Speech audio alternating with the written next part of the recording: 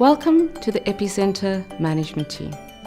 Your role will be to manage field team members that go out into the community to gather data from selected participants. Or it might be to manage the data, HR, or logistics. You will need to understand that your job is important. We do public health research and programs that are really important. A lot of our workers focuses on HIV, and currently 2 out of every 5 people in our country is HIV positive, and there are 2,000 new young girls getting infected with HIV every day. So our work is vitally important to inform government and other role players that are trying to intervene in our communities to impact on this epidemic and other problems. So what we do matters, and you're going to play a very important role in helping us to deliver our projects on time, within budget, and within the correct quality standards. The purpose of this video is to provide you with an overview of management activity and some skills of how you could lead more effectively. Now, Epicenter has 3 main levels of management. We have managers, supervisors, and team leaders. So, what do we mean by management? Traditionally, the term management refers to planning, organizing, leading, and coordinating activities. But managers also need to focus on leadership skills such as establishing a vision and goals and communicating these goals and visions and guiding others to accomplish them. What do we mean by supervision? Supervision is an activity carried out by the supervisors to oversee the activities of a team of employees who report to them. The supervisors support their team to achieve the targets. And what do team leaders do?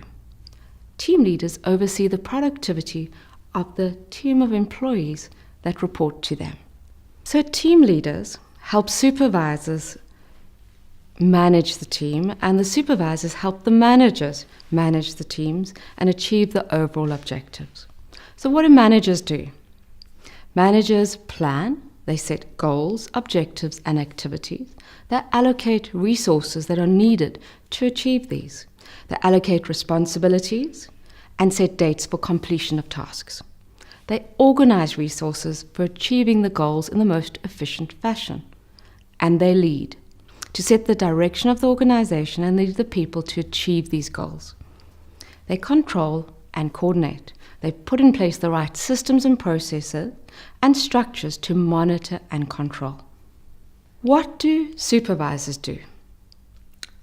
They conduct basic management skills. That's decision making, problem solving, planning, delegation, and meeting management.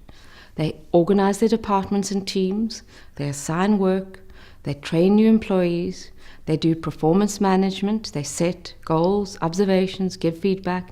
They address performance, and they might assist with disciplinary procedures. They conform to personal policies and procedures and regulations of Epicenter. And what do team leaders do? Well, you will be doing very similar to what supervisors do, but only within the group of employees in your team that report to you. As a manager, a supervisor, a team leader, you will predominantly be responsible for implementing research projects on time, within budget, the available resources, and quality standards. Performance will be measured against the deliverables of the project, and you will have to plan, lead, and control to achieve the project within the given deliverables. To achieve this, you will need to use the following skills. Planning. Planning includes having goals, activity, tasks, and resources, and a timeline. And this should be done together with the people that will be implementing the plan.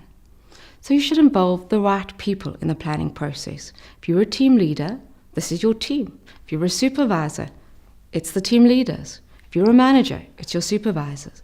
Communicate the plan to all. Keep the tasks simple, activity simple, measurable, and make sure you've got a timeline and build an accountability of who's going to be doing what, and evaluate your plan and measure to see if you're achieving it on a regular basis.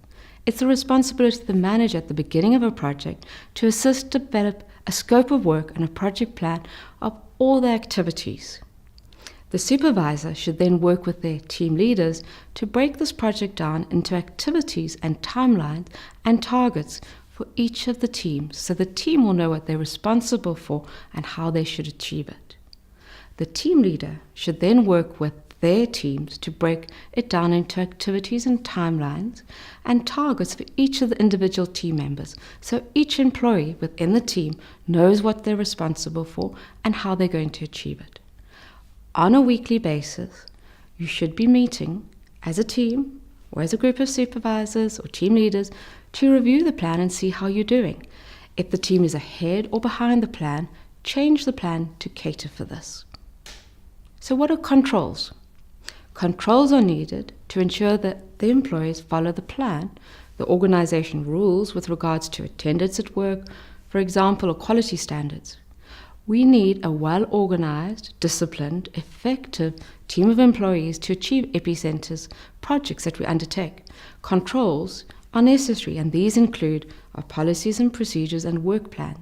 It's up to you, the managers and the supervisors and team leaders, to ensure that the employees abide by the rules.